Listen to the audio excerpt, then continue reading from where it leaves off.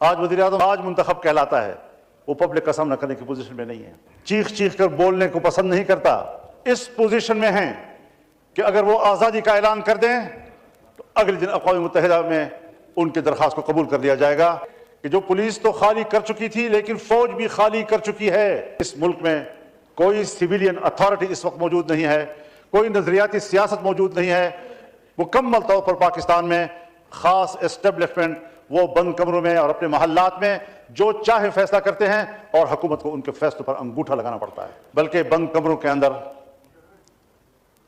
ماورائے حکومت، ماورائے سیاست، ماورائے پارلیمان پالیسیاں بنائی جا رہی ہیں۔ السلام علیکم ناظرین کرام، آج قومی اسمبلی کے اندر مولانا فضل الرحمان نے اس حکومت کا تیا پانچا کر کے رکھ دیا، اسمبلی میں کسی کو آنکھ تک نہ اٹھانے دی۔ مولانا صاحب نے آج واضح طور پر پیغام دے دیا کہ خدا کا واسطہ ہماری جان چھوڑیں۔ مولانا فضل الرحمان اتنے جذباتی ہوئے کہ پورا ایوان حیران رہ گیا۔ شہباز شریف اور اس حکومت کو کیا کہا، ویڈیو دیکھیے پھر اس پر بات کرتے ہیں۔ ملیامیٹ کیے جا رہے ہیں، ادارے ملیامیٹ کیے جا رہے ہیں اور وہاں پر ہزاروں لاکھوں بے روزگار ہوتے جا رہے ہیں۔ اس کا فکر کس نے کرنا ہے؟ ظاہر ہے کہ پارلیمنٹ نے اس کے بارے میں سوچنا ہے۔ اگر گورنمنٹ کوئی غلط فیصلہ کرتی ہے، عوام کے مفاد کے خلاف فیصلہ کرتی ہے، ملک کی اکانومی پر اس کے منفی اثرات مرتب ہوتے ہیں، تو ایک پارلیمانی فورم ہے کہ جہاں اس کو ڈیبیٹ میں لایا جاتا ہے اور اس پر بات کی جاتی ہے کہ حکومت کا یہ اقدام صحیح ہے یا غلط ہے۔ اور اگر اپوزیشن ایک صحیح تجویز دیتی ہے تو حکومت فراخ دلی سے اس کو قبول کرتی ہے۔ یہاں تو جہاں اپوزیشن کو کہیں پر ضد اور ہٹ دھرمی کا مظاہرہ کرنا چاہیے، ایک سال سے میں دیکھ رہا ہوں کہ حکومت کی سائڈ سے بڑی ضد اور ہٹ دھرمی کا مظاہرہ ہو رہا ہے۔ میں یہاں پہلے بھی یہ بات کہہ چکا ہوں اور آج دوبارہ اس کی طرف جانا چاہوں گا، کیونکہ مسئلہ ملک کی سالمیت کا ہے۔ ملک کی سالمیت کے حوالے سے کم از کم میرے مشاہدات یہ ہیں کہ ملک کی سالمیت کے حوالے سے پالیسی ایوانوں میں نہیں بنائی جا رہی، حکومتی حلقوں میں نہیں بنائی جا رہی، بلکہ بند کمروں کے اندر ماورائے حکومت، ماورائے سیاست، ماورائے پارلیمان پالیسیاں بنائی جا رہی ہیں اور ہمیں ایک لمحے کے لیے بھی اس کی اجازت نہیں ہے کہ ہم ریاست کی بقا، اس کی سالمیت کے حوالے سے یا کوئی بات کر سکیں یا کوئی تجویز دے سکیں۔ خیبر پختونخوا اور بلوچستان کی صورتحال اب کسی سے پوشیدہ نہیں رہی ہے۔ ہم ان کے خلاف لڑ رہے ہیں، مسلح گروہوں کے خلاف جنگ لڑ رہے ہیں۔ جناب اسپیکر، ایوان بیٹھا ہوا ہے، ہم سب پاکستانی ہیں، ہمارا امن ایک ہے، ہماری معیشت ایک ہے، ہماری عزت و آبرو ایک ہے، ہمارے مشترکات ہیں، قدریں ہیں، اور اس حوالے سے ہمیں اس بات کا ادراک ہونا چاہیے کہ اس وقت دو صوبوں میں حکومت کا کوئی رٹ موجود نہیں۔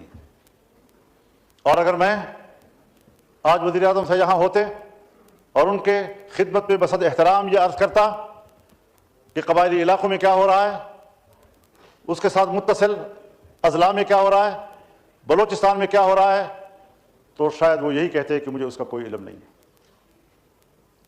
اگر میرا حکمران جس حیثیت میں بھی ہے ملکی معاملات کے بارے میں اتنا بے خبر ہے، اور مجھے یاد ہے ایک زمانے میں ہم نے مل کر کام کیا ہے، افغانستان ہمارے جرگے جاتے تھے اور میں نے جب ان سے پوچھا تو ان کو کوئی علم نہیں تھا۔ کون فیصلے کرتا ہے، کہاں فیصلے کیے جاتے ہیں؟ ذمہ دار تو کل پاکستان ہوگا، ذمہ دار تو حکومت بھی ہوگی اور اپوزیشن بھی ہوگی، ذمہ دار تو پارلیمان ہوگا، عوام کی نظر میں تو ہم ذمہ دار ہیں۔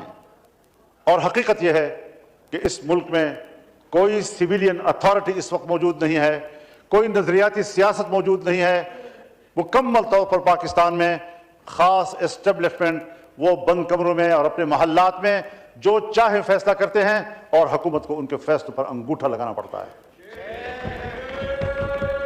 ہمیں کچھ یہاں سے نکلنا ہوگا یا نہیں نکلنا ہوگا؟ انہی دبیز پردوں کے پیچھے ہم نے سیاست کرنی ہوگی، ہم نے ملک کو چلانا ہوگا۔ جناب اسپیکر، میرے علاقے میں ایسے ایسے ایریاز ہیں جس کو فوج نے بھی خالی کر دیا ہے. پولیس تو خالی کر چکی تھی.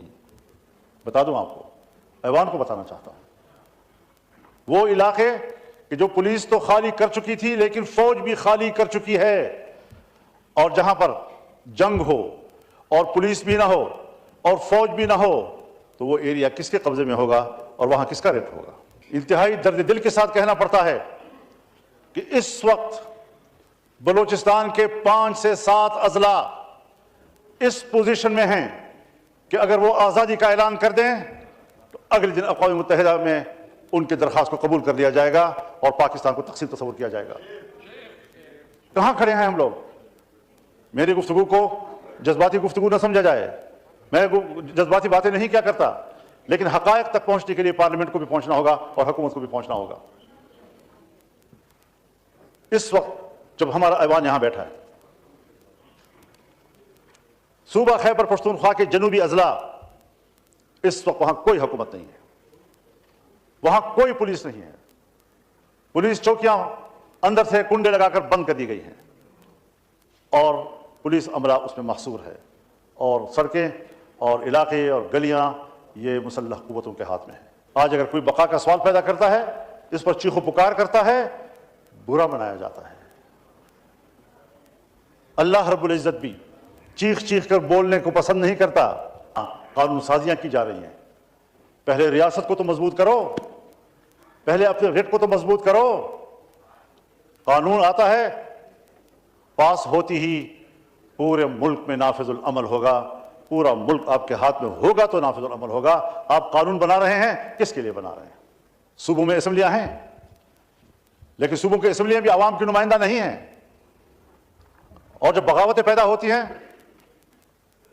جب عوام باہر نکلتے ہیں, تو کوئی منتخب نمائندہ جو آج منتخب کہلاتا ہے وہ پبلک کا سامنا کرنے کی پوزیشن میں نہیں ہے. اور چیف پوزیشن کیوں نہ ہو, وہ عوام کا سامنا کرنے کی پوزیشن میں نہیں ہے.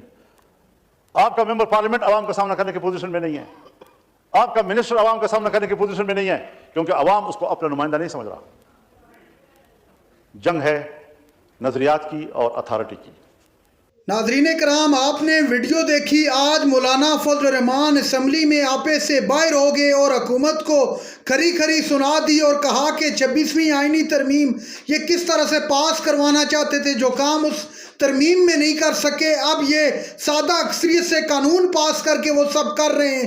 یہ سب کرنا ان کو بہت مہنگا پڑے گا. یہ حکومت نہیں چلا سکتے. ان کی نااہلی اور نالائکی دیکھیں کہ ملک کے اندر اس وقت کیا صورتحال ہے اور یہ کن کاموں میں پڑے ہوئے. آپ جانتے ہیں کہ عدلیہ کے نظام کو مفلوج بنانے کی کس طرح حکومت نے کوشش کی.